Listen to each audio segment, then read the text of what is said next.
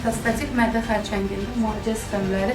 Əslində bu mövzuya hazırlaşarkən düzü mədə xərçəngi belə bir cərrahın da, onkoloqun da çox sevmədiyi bir patologiyadır. Hələ üstünə metastatik olduğu zaman bizim işimiz çox daha çətin olur. Çox yayılmış və say etibarilə yüksək olan bir xəstə qrupunda biz müalicə edərkən tutunacağımız hədəflər axtarırıq. Metastatik mədə xərçəngi qarşımıza gəldiyi zaman ən böyük ümidimiz neoadjuvandakı faydasından bir immunoterapiya uyğunluğu varmı deyə MSI baxıldığı zaman və bunun pozitiv gəldiyi xəstə qrupu bu xəstə içərisində ən şanslı olanlardandır.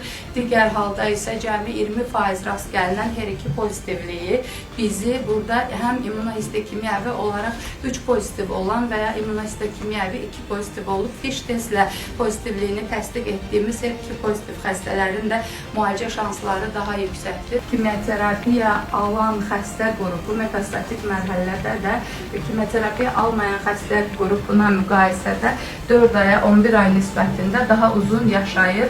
Bu orta statistik olaraq metastatik xəstələrə kimyoterapiya müraciət etməyimizi əsaslandırır.